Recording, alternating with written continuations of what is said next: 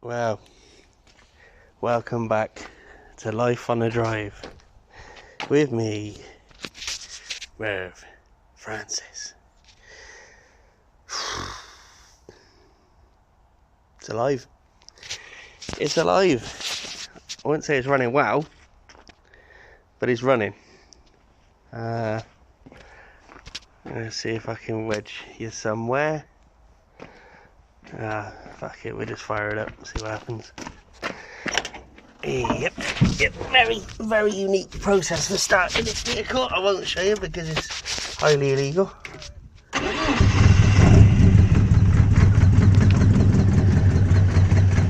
As you can hear, we got a massive vacuum leak down here somewhere. Carbs are about as balanced as Rupert Murdoch.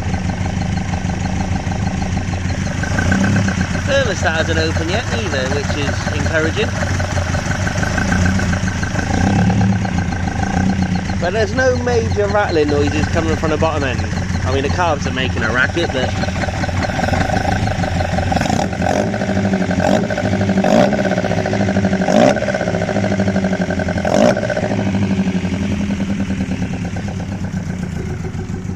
she's a bit lumpy, but the cam is that far retarded or whatever. She is still, she's popping every now and then. I think that could be to do with a spark plug as well, because I have got a spark plug lead that's arcing. But apart from the vacuum leak, oh, here we go. She's just opened a thermostat by the look of it. She's gulping. Right, that'll do. Oh, of course, now I can't get the radiator cap on.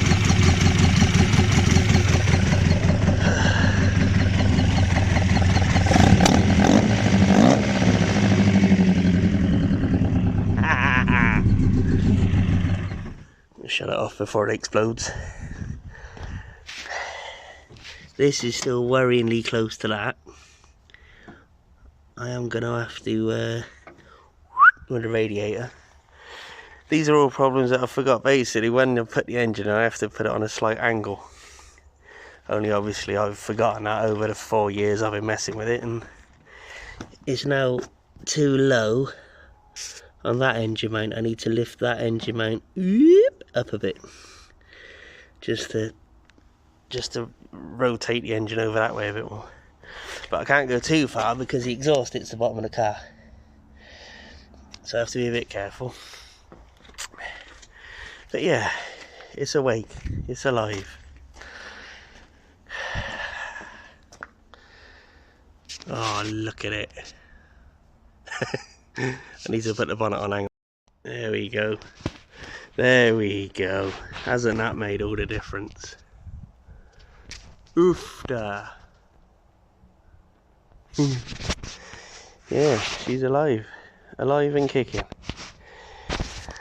I don't really know much else to tell you about it, really. It is what it is. It's alive anyway. Tractor, right, I put that away. That ain't staying there. Yeah, well, there we go. We'll check the oil, I suppose, and that'll be about it. Stick her away. I mean, it is worth mentioning, I have checked the oil once already before starting it. What I meant was we'll check the oil to see how many bits are left in it.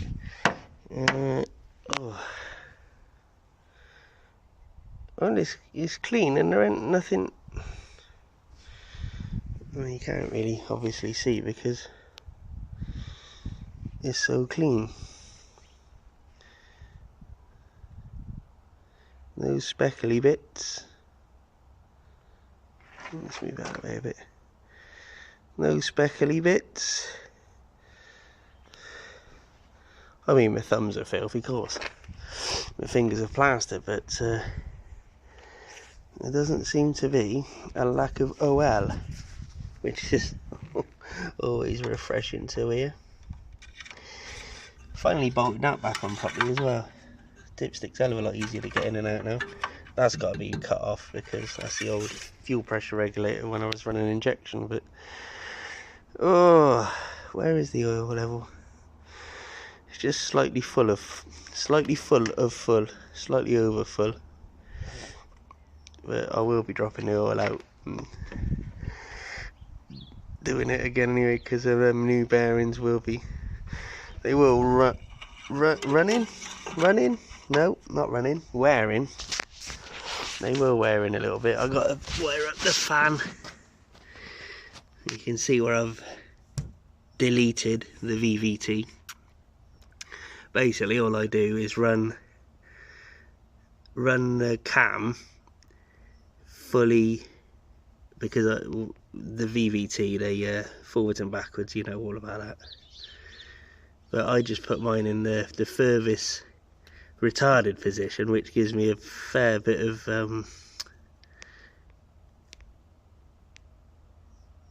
torque mid-range, but you know, nothing really down the lower end,